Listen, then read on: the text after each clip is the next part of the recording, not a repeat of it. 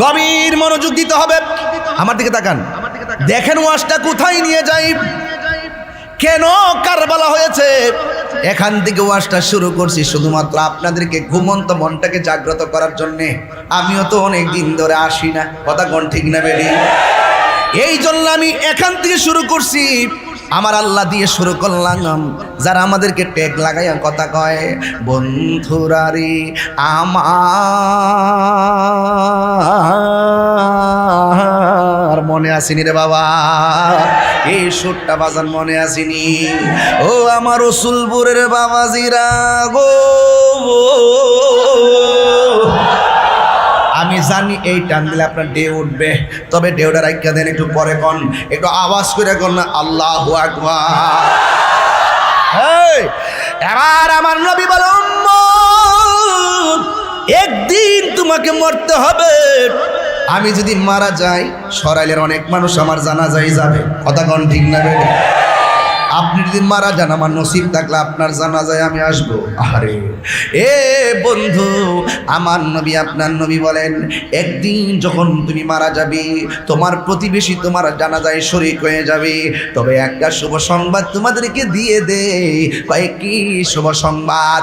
আমার নবী বলে, উম্মত যারা মহব্বতের সাথে সূরা ইখলাসটা তেলাওয়াত করবে, কুল হুয়াল্লাহ সূরাটারে শুধু ভালোবাসবে, আমার নবী আপনার নবী বলেন, সে যেদিন মারা যাবে, তার জানাজায় ভাই আসবে, বন্ধু আসবে, চাচা আসবে, খালু আসবে, আত্মীয় স্বজন তার জানাজায় লাইন ধরে আসবে। আমার নবী বলেন, সূরা ইখলাস যারা তেলাওয়াত করে মহব্বতে, সে যেদিন মারা যাবে, রসুলপুরের মানুষ তো তার জানাজায় যাবে, কিন্তু তার মর্যাদা আল্লাহ বাড়াইয়া দিবে, তার জানাজার মাঠটার মর্যাদা আল্লাহ বাড়াইবে। এখন প্রশ্ন হলো, হুজুর কেমনে বাড়াইবো? আমার নবী বলেন, যারা সূরা ইখলাস মহব্বতে তেলাওয়াত করবে, সে যেদিন মারা যাবে গো, তার জানাজার ময়দানে আসমান থেকে দুইটা ফেরেশতা নামবে। একটা ফেরেশতার নাম হলো মিকাইল, আরেকটা ফেরেশতার নাম হলো হযরত জিবরাইল। তাহলে জিবরাইল আমার জানাজায় আসুক, আপনি চান কি চান না? ও বন্ধু, আমার আল্লাহ কয়, ও বন্ধু বল, জাস্ট ইউ সে, আপনি বলে দিন আমি আল্লাহ এক, আল্লাহু সামাদ, আমি আল্লাহ মুকাব্বিকি, আমি কাহারও ঘরে জন্মগ্রহণ করি নাই, কেউ আমাকে জন্ম দেয় না, আমিও কাউরে জন্ম দেই নাই। ও বন্ধু রে, ওয়ালাম ইয়াকুল্লাহু কুফুয়ান আহাদ, আমি আল্লাহর সমকক্ষ পৃথিবীর কেউ না। এই জন্য যুবক আমার, আল্লাহ রাব্বুল আলামিন পৃথিবীর মধ্যে অনেক দিন দিয়েছেন, অনেক রাত দিয়েছেন, কথা কি সঠিক না বেঠিক? অনেক দিন দিয়েছেন এবং রাত দিয়েছেন। দিন কেন দিয়েছেন? আল্লাহ বলেন, দিন দিয়েছি তোকে চলার জন্যে। রাত কেন দিয়েছেন? কয়ে রাত দিয়েছি তুই বিশ্রাম করার জন্যে। ও বন্ধু, নদী নালা দিয়েছেন, আবার আল্লাহ নদীর ভিতরে মাছের ব্যবস্থা রেখে দিয়েছেন। এমনভাবে আমার আল্লাহ পৃথিবীটা সাজাইছেন। আল্লাহ বলে, ও পৃথিবীর মানুষ, দুনিয়ার কোনো কিছু চিনার আগে তুমি নিজেরে চিনো। আমার ভিতরে দুইটা কিডনি আছে, কিডনি পরীক্ষা করলে পাওয়া যায়। আমার ভিতরে কলিজা আছে, পরীক্ষা করলে পাওয়া যায়। আমার ভিতরে ফেফসা আছে, দিল আছে, পরীক্ষা করলে পাওয়া যায়। ও বন্ধুরে, আমার বডির ভিতরে হাড্ডি আছে, পরীক্ষা করলে পাওয়া যায়। রক্ত আছে, সিরিজ টান মারলে বের করা যায়। কিন্তু আমার দেহের ভিতরে রুহুটা যে আছে, কত পরীক্ষা করলাম, কোনোদিন রুহুটারে পাইছেননি। এই রুহু পাওয়া যায় না। অল বডি এখনো তো আমার মুরিদের বাড়িতে খাওয়া দাওয়া করে আসলাম, সিদ্ধেশ্বরে আসিন এলাকাটা আসিনি, ওই জায়গার মধ্যে আমি খাওয়া দাওয়া করে আসলাম। শরীরের মধ্যে একটা শক্তি লাগতেছে, কিন্তু আপনার অল বডির মধ্যে একটা গোশতের টুকরা আছে। ওই গোশতের টুকরাটার নাম হলো কালব, ওয়াহিয়াল কালব। এই গোশতের টুকরাটারও খাবার আছে। অল বডি আপনি ঠিক রাখলেন খাবার খাইয়া, কিন্তু এই গোশতের টুকরাটার খাবারও তো আছে। ওই গোশতের টুকরার নাম হলো কলব। এখন প্রশ্ন হলো, হুজুর গোশতের টুকরাটার খাবার কি? আল্লাহ রাব্বুল আলামিন হাবিব বলেন, গিজাউল কালবে জিক্রুল্লাহ, কলবের খাদ্য হলো আমার আল্লাহ পাকের জিকির। জবান খুলে কোন কার জিকির? এই জন্য আল্লাহ কই, ও বন্ধু আপনি বলে দিন আমি আল্লাহ এক, আল্লাহ ছাড়া কোনো মাবুদ নাই। আমার আল্লাহ রাব্বুল আলামিন কুরআন কোরআনে বলে দিয়েছেন, ওয়া ইলাহুকুম ইলাহু ওয়াহিদুন লা ইলাহা ইল্লা হুয়ার রহমানুর রহিম। আল্লাহ হলো তিনি যিনি ব্যতীত কোনো ইলাহ নাই। ও বন্ধু, লা তাখুযুহু সিনাতু ওয়ালা নাওম, আমি সৃষ্টি আমার ঘুম আছে, আমি সৃষ্টি আমার তন্দ্রা আছে। আল্লাহ হলো স্রষ্টা, যার তন্দ্রা নাই, যার নিদ্রা নাই। আল্লাহর কোনো ঘুম নাই, আল্লাহর কোনো জীবনী নাই। এখন প্রশ্ন হলো, আল্লাহ ছাড়া যদি আরেকজন আল্লাহ থাকতো তাইলে কি হইতো জানেননি? আল্লাহ রাব্বুল আলামিন কোরআনে বলে দিয়েছেন, লাউ কানা ফীহিমা আলিহাতুন ইল্লাল্লাহু লাফাসাদাতা, সব এলোমেলো হয়ে যাইতো। একদিক দিয়ে রাত, আরেক দিকে দিন দেখতেন পেছ লেগে গেছে। এই জন্য সব একই নিয়মে উঠে, একই নিয়মে অস্ত যায়। এটা কেউ নিয়ন্ত্রণ করে না। জবানটা খুলে বলুন, নিয়ন্ত্রণ করে কে? এই জন্য আল্লাহ অনেক জায়গার ভিতরে আল্লাহকে, বন্ধু আপনি বলে দিন আমি আল্লাহ এক। আরেকটা জায়গায় আমার আল্লাহ কয় কুল, আপনি বলে দিন। এখন এখানে আবার আল্লাহ কি বলছে জানেননি? লা আসআলুকুম আলাইহি আজরা, আপনি বলে দিন আমি তোমাদের কাছে কিছু চাই না। আল্লাহ বলে না, নবীরে দিয়া বলায়, ও বন্ধু গো ও বাবা। আল্লাহ কয় বন্ধু আপনি বলে দিন। আমার নবী বলেন, আমাকে অনেক মানুষ পাথর দিয়া দাঁত ভাঙছে, এর বিনিময়ে আমি কিছুই চাই না। আমার পাথর দিয়া পিঠারে রক্ত দিয়া লাল বানায়া ফেলাইছে, এর বিনিময়ে আমি আল্লাহ তোমাদের কাছে কিছুই, আমি নবী তোমাদের কাছে কিছুই চাই না। নবীরে প্রশ্ন করি, নবী গো ও মায়ার নবীজি আপনি কি চান? আমার নবী, আপনার নবী বলেন, ইল্লাল মাওয়াদ্দাতা ফিল কুরবা, আমি চাই শুধুমাত্র আমার আহলে বায়তের মহব্বত। আজকে আমার সমাজের ভিতরে আহলে বায়তের মহব্বত অনেকে বুঝে না, পাকে পাঞ্জাতন বুঝে না। যদি বুঝতো তারা অনুভব করত, ধ্যানে জ্ঞানে খেয়ালে তনে তনে মনে একটা কথা হৃদয়ে স্থান দিত। কারণ আহলে বায়ত হলো সৃষ্টি রহস্য। কথা বলেন ঠিক কিনা? আল্লাহ ডাক দিকে, ও বন্ধু আপনি বলে দিন। আমার নবীর জবান মোবারকে বলেন, আমি তোমাদের কাছে কিছুই চাই না, আমি চাই শুধুমাত্র আমার আহলে বায়তের মহব্বত। আখাজা বিয়াদি হাসানিন ওয়া হুসাইনিন, আমার দুই পাশে দুইজন বসা, একজন সভাপতি একজন চেয়ারম্যান সাহেব। আমার নবী আখাজা বিয়াদি হাসানিন ওয়া হুসাইনিন, আমার নবী একটা হাসানের হাতে ধরলেন আর একটা হুসাইনের হাতে ধরলেন। আমার নবী বলে, পৃথিবীর মানুষ, আমি নবীরে যদি ভালোবাসতে চাও আমার দুই পাশে যেই দুইজন আছে এই দুইজনকে তোমরা ভালোবাসবে। একজনের নাম হলো হাসান আর একজনের নাম হলো হুসাইন। এই কথা বইলাই আমার নবী রেখে দেয় নাই। আমার নবী হাদিসের দ্বিতীয় অংশে বললেন, কই ওয়া আবাহুমা, তাদের বাবাকে ভালোবাসতে হবে। এদের বাবা কেডা? কই এদের বাবা হলো তিনি যার জন্ম খানে কাবা ঘরের চত্বরে হয়েছে। আল্লাহু আকবার। এখন প্রশ্ন হলো, হুজুর কে সেই ব্যক্তি যার শুভ আগমন খানে কাবা ঘরের চত্বরে হয়েছে? তিনি আর কেউ না, যার নামটা রাখছে স্বয়ং আমার আল্লাহ, যার নামটা ছিল আলী, আর তার মা তার নাম রাখছে হায়দারি। চিৎকার মেরে কে সুবহানাল্লাহ বলা যাবে না? বন্ধু আমার নবী বলেন, ওয়া আবাহুমা, তাদের বাবা আলীকে ভালোবাসো, ওয়া উম্মাহুমা, তাদের মা জননী ফাতেমাকে ভালোবাসো।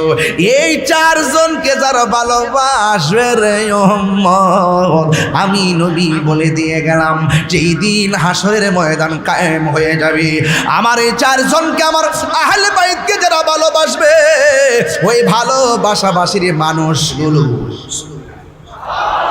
এই মানুষ রসুলপুর দিকে হতে পারে রে, এই মানুষ আমার চাপুরের দিকে হতে পারে, এই মানুষ পানিশ্বর দিকে হতে পারে, এই মানুষ বড় বল্লা থেকে হতে পারে।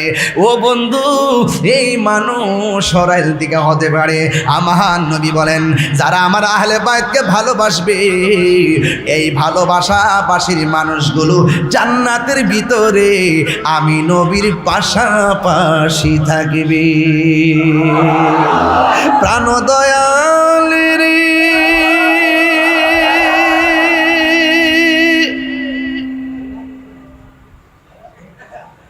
মাইকটা ঠিক কর। গৃহস্থরা দলে দলে হাঁস মুরগি কতই পালে, সন্ধ্যা হলে ডাক দিয়া লয় ঘরে। ফলাফলি বুঝলা গেছে বুঝছেন, হ্যাঁ একটা টান দিছে না, 12টার পরে দেখবে গীতা করে মার হাবা জোরে গোয়েন। আপনার এলাকাতে ফুসকিনির হাঁস আসেনি? সন্ধ্যাবেলা হাঁস যদি গড় না আয়ে মালিকে যায় ফারো যায় সুই সুই দেনি, ডাকটা দেনি এমনি। আর হাঁসও কম না, মালিকের কণ্ঠ হইন না গ গ গ গ গ গ গ গ। কেউ মালিকে যে ডাকটা দিছে, হাঁস কিন্তু জঙ্গল থেকে বাইরে কিন্তু কিনে আয়া ঘুরছে। আল্লাহ কিন্তু এর চাইতে কোটি গুণ মায়া কইরা বান্দা বানাইছে। কথা কি সঠিক না বেটি?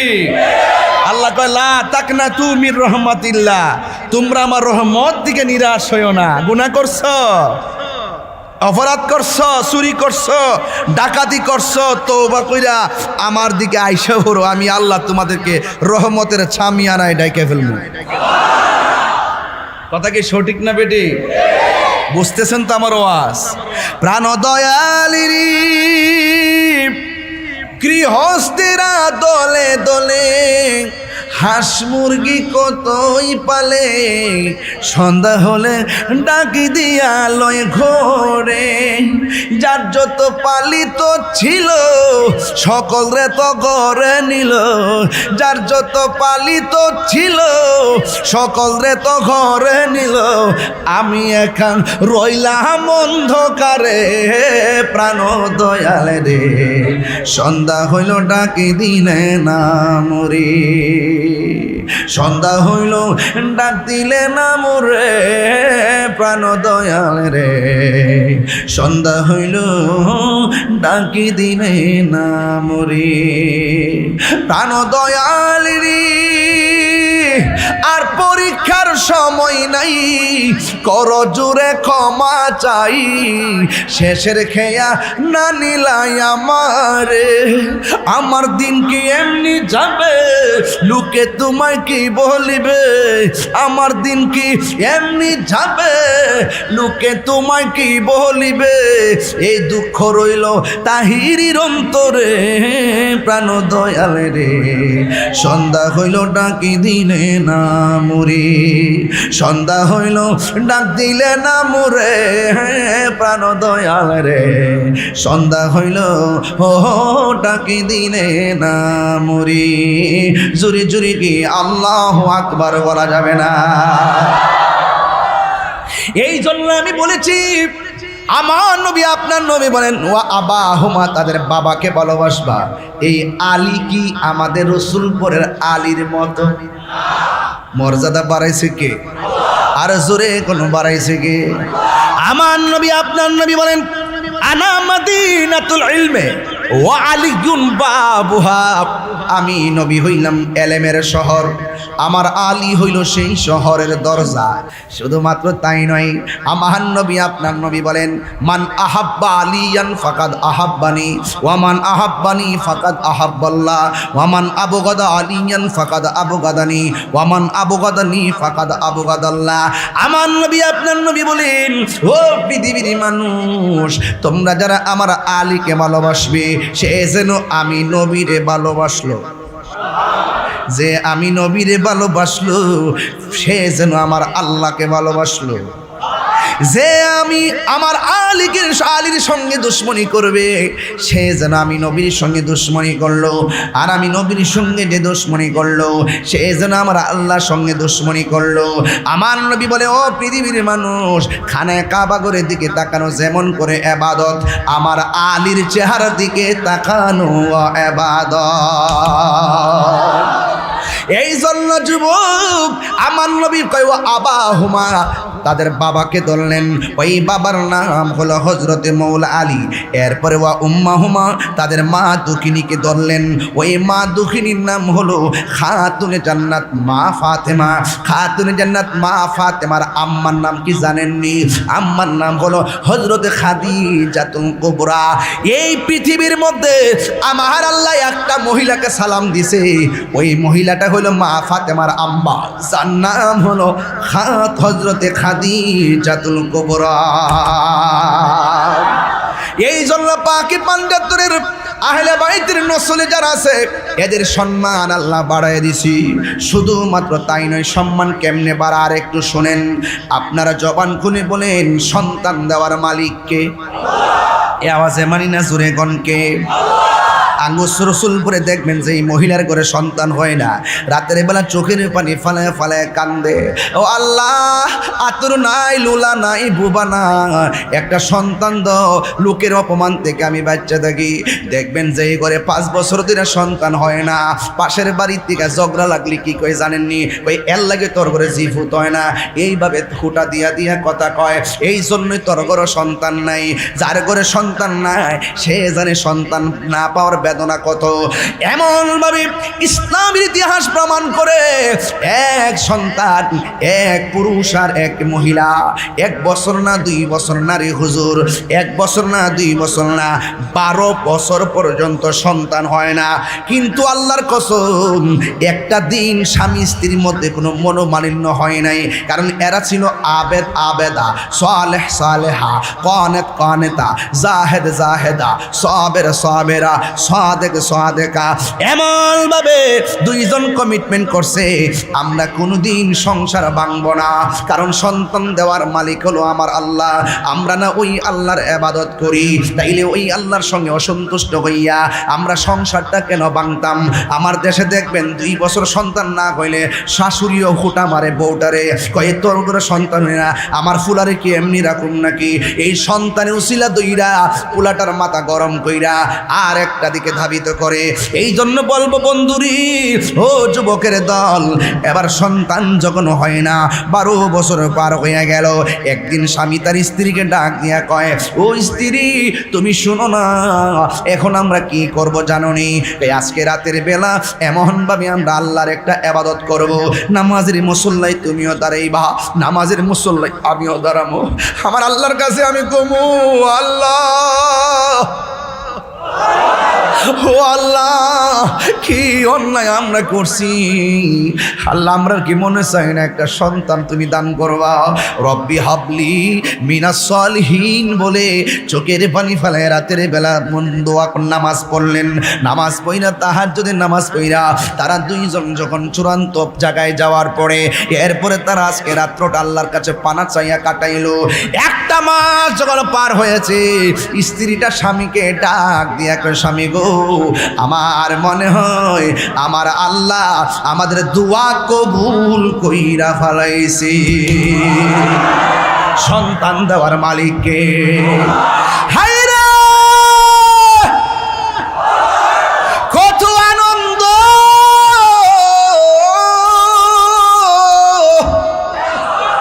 কি মনে করে 12টা বছর পর স্ত্রী বলে, আমার দিন কেমন কেমন লাগে রে। এই কথা বলার পরে এবার স্বামী সেজদার মধ্যে পড়ে গেছি। আল্লাহর দয়া বড় পরিসীম, আল্লাহর দয়ার কোনো শেষ নাই। সেজদা আরো বেড়ে গেছে, সেজদা আরো বাইরে গেছে। দেখবেন আমার সমাজে কিছু কিছু মানুষ আছে, গোল্ডেন A+ পাইলে সেজদায় পড়ে যায়, আল্লাহ তুমি আমার সুন্দর একটা রেজাল্ট দিছো, শুকরিয়ায় সেজদা পড়ে যায়। হ্যাঁ বন্ধু, 10 মাস 10 দিন দিন হয়ে গেছে। এবার আমার আল্লাহ রাব্বুল আলামিন 12 বছর পরে তাদের সংসারে ছেলে সন্তান দেয় নাই। 12 বছর পরে আমার আল্লাহ একটা কন্যা সন্তান দান করে। আমার সমাজের ভিতরে দেখবেন মেয়ে হইলে বেজার হয়, এমন সংসার সমাজে আছে না নাই? অথচ আমার নবী বলেন, আল্লাহ যদি বেশি খুশি হয় আল্লাহ আসমান থেকে বৃষ্টি নাজিল করে। এর চাইতে যদি বেশি খুশি হয় আমার আল্লাহ মানুষের বাড়িতে মেহমান পাঠায়। এর চাইতে যদি বেশি খুশি হয় আমার আল্লাহ বান্দার ঘরে কন্যা সন্তান দান করে। আমার নবী আপনার নবী বলেন, ও পৃথিবীর মানুষ, তোমরা যদি একটা কন্যা সন্তানকে সুন্দর করে লালন পালন কইরা সুপাত্রের হাতে তুলে দিতে পারো, তোমরা তো মেয়েটাকে বিবাহের মাধ্যমে তুলে দিলে না, তোমাদের হাতের মধ্যে জান্নাতের একটা টিকিট লাভ করেছো। তাইলে মেয়ে হলে কি আমরা খুশি না বেজার? আর মায়া যে কি জিনিস জানেননি, শেষ বয়সে বুঝবেন, মারা গেলে বুঝবেন। ছেলে সন্তান যেমনে কান্দে, মেয়েটা পুরা পাগলের মতো হয়ে যায় বাপের জন্য, মায়ের জন্য। কথা কোনা ঠিক না বেটি? এই মেয়েটা আপনার উসুল করে আপনাকে মা ডাইকা শখ মিটে নাই, স্বামীর বাড়ি চলে গেছে শাহবাজপুর, আপনাকে মা ডাইকা শখ মিটে নাই, বাবা ডাইকা শখ মিটে নাই। এই জন্য আমি স্বামীদেরকে বলি, মাঝে মাঝে স্ত্রীকে তার বাবার বাড়িতে যাওয়ার সুযোগ দিয়ে দিবেন। বিয়ে করছেন দিকা বেশি প্রেশার দিয়েন না, সেও তো তার একটা মা আছে, তারও তো একটা বাবা আছে, তারও তো একটা মায়া মমতা আছে। কথা কোন ঠিক না বেঠি? আমি সামাজিক আলোচনা করতেছি, এরপরে আমি একটা কঠিন জায়গায় যাব। অশ্রুসিক্ত নয়নে চোখের পানি ফেলে বাড়িতে চলে যাবেন ইনশাল্লাহ। এবার যখন মেয়েটা হলো, এবার স্বামীও খুশি, স্ত্রীও খুশি। কিন্তু দেখা গেল এতদিন পরে আল্লাহ মেয়েটা দিছে, কিন্তু মেয়েটা হয়েছে অন্ধ, মেয়েটা চোখে দেখে না। এরপর স্বামী স্ত্রীর রাগ নাই, অন্ধ হোক আর বোবা হোক, এই সন্তানটা শুধুমাত্র কান্দে। এবার মা ঘুমাইতে পারে না, বাবা ঘুমাইতে পারে না। এবার স্বামী স্ত্রী দুইজন কয়, মেয়ে তো আস্তে আস্তে বড় হয়ে গেছে, আমার মেয়েটা কান্দে কেন? এবার মেয়েটারে বাসা শিকার পড়ে মেয়েটাকে জিজ্ঞেস করলো, মা তুমি কাঁদো কেন? মেয়েটা ডাক দিয়ে কই, বাবা এত ব্যথা আমার চোখে। অথচ মা দুঃখিনী ছোটবেলা চোখের ব্যথা বুঝে নাই, মনে করছে শুধুমাত্র চোখটা অন্ধ। এই কথা বলার পরে এবার মেয়েটা ডাক দিয়ে মাগো আমার চোখের ব্যথা আমি সহ্য করতে পারি না। এমন কোনো ডাক্তার নাই, এমন কোনো কবিরাজ নাই যে চোখের ভিতরে ওষুধ ব্যবহার করে নাই, এরপর চোখ ভালো হয় না। চোখের ব্যথা শুধুমাত্র বাড়ে আর বাড়ে, চোখের ব্যথা বাড়ে আর বাড়ে। হঠাৎ করে স্বামীটা ডাক দিয়ে শোনো গো, 12 বছর পরে আল্লাহর ডাইকা মেয়ে পাইছি, চলো না একটু ওই ইবাদতের মতন আবার নামাজে দাঁড়ায় যাই, আল্লাহর কাছে একটু ফরিয়াদ করি, আমার মেয়ের চোখটা যেন আল্লাহ ভালো করে দেয়। যার কেউ নাই তার কে আসি, আর জোরে কন্যা কে আসি। এবার স্বামী স্ত্রী দুইজন নামাজে দাঁড়ায়া গেছে, আল্লাহর ডাক দিয়া কে, আল্লাহ তোমার মতো দয়ার সাগর আর তো কেহ নাই, আমি বান্ধা দয়া ভিক্ষা চাই, আমি বান্ধা দয়া ভিক্ষা চাই। সবাই কন্যা, তোমার মতো দয়ার সাগর আর তোকে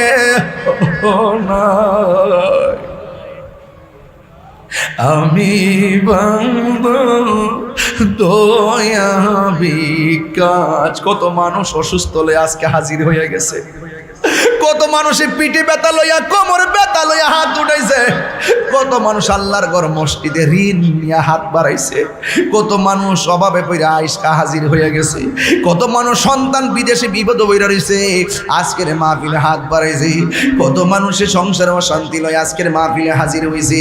এই জন্য একটু বিনাইয়া বিনাইয়া আল্লাহর ঘরে আল্লাহরে ডাক দিয়া কন, তোমার মতো দয়ার সাগর আর তো কেহ নাই, আমি বান্দা দয়া ভিক্ষা চাই, আমি বান্দা কাছে। এই কথা বলে বলে স্বামী স্ত্রী দুইজন আমার আল্লাহরে ডাক দিছে। ডাক দিয়া রাতের বেলা ঘুমাইছে, ঘুমের করে স্বপ্ন দেখে কে যেন আইসা মেয়ের মারে ডাক দিয়া কয়, ও আল্লাহর বান্দি, দুনিয়ার ওষুধ লাগাইলে তোর মেয়ের চোখ ভালো হবে না।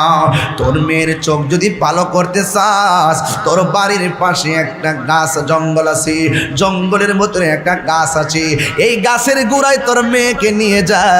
ওই মেয়ের জন্য মেয়ের রোগের চিকিৎসক সেখানে হাজির আছে। এবার স্ত্রীর ঘুম ভেঙে গেছে। স্বামী ডাক দিয়ে কয়, কি গো ব্যাপার, হঠাৎ করে তুমি কেন এত বিষণ্ণ দেখা যায়? এবার স্ত্রীকে ডাক দিয়ে কয়, স্বামী গয়া আমার, ও স্বামী আমার, রাতের বেলা যখন আপনি আর আমি দুইজন যখন ঘুমের ঘরে গিয়েছি, কে যেন আমারে ডাক দিয়া কয় আমার মেয়েটার আঙ্গ বাড়ির পাশে জঙ্গলে নেওয়ার জন্যে, যেই মোটা গাছ আছে গাছের গোড়ায় নেওয়ার জন্যে, ওই জায়গায় নিলে নাকি আমার মেয়ের চোখের ডাক্তার আছে।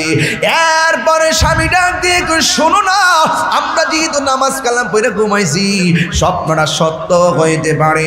স্বপ্ন তিন প্রকার, এক নম্বর দিনে যা করে রাত্রে তাই দেখি, 2 নম্বর শয়তানের পক্ষ থেকে দেখায়, 3 নম্বর উজু টুজু কইরা দুরূদ শরীফ পইরা ডুইরা ঘুমাইতে পারলে যে এই স্বপ্নটা ডান কাতে শুইয়া দেখবেন, এই সময়টা যদি শেষ রাত হয়, তাহাজ্জুদের টাইম হয়, তাইলে মনে করবেন স্বপ্নটা আল্লাহর পক্ষ থেকে হয়েছে। এবার দুইজনের স্বপ্নের সঙ্গে মিলে গেছে। ওই মুহূর্তে স্বামী স্ত্রী দুইজন সন্তানটাকে লইয়া জঙ্গলের ভিতরে চলে গেল। যাওয়ার পরে গাছের গোড়ার মধ্যে মেয়েটাকে বসাইয়া, ডানে খুঁজা দেখে কোনো কবিরাজ নাই, বামে খুঁজা দেখে কোনো কবিরাজ নাই, সামনেও কোনো কবিরাজ নাই, পিছনেও কোনো কবিরাজ নাই। এবার দুইজন পরামর্শ করে, যেহেতু স্বপ্নে দেখছি একটু জঙ্গলটা ঘুইরা দেখে আসি, কোনো কবিরাজ পাওয়া যায় কিনা। এই কথা বলার পরে মেয়েটাকে গাছের গোড়ায় বসাইয়া, মেয়ের মা গেছে একদিকে, বাবা গেছে আরেক দিকে, রাত্র গভীর হয়ে গেছে, মেয়েটা একা একা গাছের গোড়ায় বসা। হঠাৎ করে মেয়েটা যখন গাছের গোড়ায় বসা, গভীর রজনী হয়ে গেছে, স্বামীর মাথায় ঢুকলো, আমি না আমার মেয়েটাকে বসাই দিয়েছি, রাত্র গভীর হয়ে গেছে, কত বাঘ বল্লুক জঙ্গলের ভিতরে আসি, আমার মেয়েটাকে তো নিয়ে যেতে পারে। এবার স্ত্রী ফিরে আবার গাছের কাছে আসলো, আরেকবার স্বামী গাছের গোড়ায় আসলেন। দুইজন যখন গাছের গোড়ার মধ্যে আসলেন, বন্ধুরা রে আমার, ও রসুলপুরের বাবা, ওই মুহূর্তে আমার ওই মুহূর্তে কি হলো জানেননি? ওই মুহূর্তে মেয়ের মাও গাছের গোড়ায় আসলেন, মেয়ের মাও আসলেন, বাবাও আসলেন। দুইজন যখন গাছের গোড়ায় আসলেন, আয়শা দেখতেছেন এত ফুটফুটে সন্তান, কিন্তু সন্তান গাছের গোড়ার ভিতরে নাই, কোথায় জানে গায়েব হয়ে গেছে। চিৎকার মেরে কি আল্লাহু আকবার বলা যাবে না? জানে কে? আর জোরে বলুন, জানে কে? এবার মেয়েটা নাই, 12 বছর পরে মেয়েটা পাইলেন। এখান থেকে আমার ওয়াজটা শুরু। 12 বছর পরে মেয়েটা পাইল, কিন্তু দেখা গেল মেয়েটা যখন পেল, হঠাৎ করে মেয়েটা আর খুঁজে পাওয়া যায় না। মার মনে শান্তি নাই, বাবার মনে শান্তি নাই। বন্ধুরা রে আমার যুবক ভাইরা, মা সন্তান না দেখা পাগলের মতো চোখের পানি ফালায়া কান্দে। আপনারা জবান খুলে বলুন, মা যদি দেখে সন্তান পানিতে পড়ে মরে আছে, ওই মা কোনোদিন সহ্য করবে না। আজকেও দেখলাম ডুবার মধ্যে 2টা বাচ্চা পড়ে মরে আছে, কোনো খবর নাই। এই জন্য রসুলপুরের মা গো, ছোট বাচ্চারা পাশের ডুবাই গেলে খেয়াল রাখেন, পুষ্কুনি থাকলে খেয়াল রাখেন। একটা সন্তান মারা গেলে মার কলিজা ফাইটটা যায়, কারণ বিদেশ বিরাজ যে সন্তান যার বিপদে পড়ে যায়, পশু পাখি জানার আগে আগে জানে মায়। এই জন্য মা সন্তানকে না দেখা পাগলের মতো হয়ে গেছে। আমার মা যদি এই মুহূর্তে শুনে রসুলপুরে আমি অ্যাক্সিডেন্ট করেছি, আমার মা ঘুমাইতে পারবে না, আমার মা পাগলের মতো হয়ে যাবে। এই মা দুঃখিনী এবার ঈদের মধ্যে কুরবানির গোশতের ভাগে ছিল না, ওই মা দুঃখিনী অনেকেরই কবরে চলে গেছিল। জিজ্ঞেস করলাম গরু কাটছো, মুখের মধ্যে বেজার বেজার কেন? তখন ডাক দিয়ে কে, হুজুর কুরবানির গোশত তো কাটলাম, এখন খাবো, কিন্তু গত মাহফিলে গত ঈদে আমার মা দুনিয়াতে ছিল, আমার বাবা দুনিয়াতে ছিল, আজকে আমার বাবাও কবরে, আজকে আমার মাও কবরে, এই জন্য মা বিহনে কেমনে গোশতগুলা খাবো, এই জন্য আমার ঘুমে ধরে না, এই জন্য আমার খাবার চলে না। আরে বেশি দিন তো হয় নাই, কুরবানির 4 দিন আগে মেয়ের রুমের পাশে মা মরে আছে। কথা কোন ঠিক না বেটি? মেয়েটা হলো ইংলিশ লেকচারার, পাশের রুমে থাকে মেয়ে আর পাশে থাকে মা। কুরবানির 4 দিন আগে মা মারা গেছে, কোনো খবর নাই, কুরবানি গেছে কোনো খবর নাই। আবার কুরবানির 4 দিন পরে, মোট 8 দিন পরে খবর হয়েছে শরীর থেকে পছন্দইরা গন্ধ বেরিয়ে গেছে। মাকে পাশের রুম থেকে বের করলো। ইতিহাস প্রমাণ করে, বাস্তবতা হলো একটা ছেলে হলো সচিব, আরেকটা ছেলে হলো ইউনিভার্সিটির অধ্যাপক, আরেকটা ছেলে থাকে কানাডা, আর একটা মেয়ে এটা ইংলিশ লেকচারার। এত শিক্ষা দিল নূরজাহান, কিন্তু নূরজাহানের বাচ্চাগুলো রে, নূরজাহান বড় শিক্ষা দিয়েছে, কিন্তু ছেলে মেয়েগুলো মানুষের বাচ্চা হতে পারে নাই। কথা বলেন ঠিক কিনা? তোর সার্টিফিকেট আমি লাথি মারি, তোর সচিব বীরের আমি লাথি মারি। যেই মা বৃদ্ধাশ্রমে থাকে, যেই মা লাশ হয়ে পড়ে থাকে, আরে নাফরমানির গোষ্ঠী, মা কুরবানির 4 দিন আগে মারা গেল, ঈদের দিন গেল, ঈদের দিনও মার খবর নিলি না, তোর মুখে কেমনে কুরবানির গোশত ঢুকলো? কথা বলে ঠিক কিনা? কথা বলেন না কেন? আরে একটা নূরজাহানের ঘটনা তো ফ্লাশ হয়েছে দেখা আমরা জানতেছি, এমন শত শত নূরজাহান রসুলপুরে ভাঙ্গা করে পয়সা পয়সা কান্দে। শত শত মা বোন মায়েরা রসুলপুরের ভাঙ্গা করে পয়সা কান্দে, কুরবানির ঈদের দিন খবরই লয় না।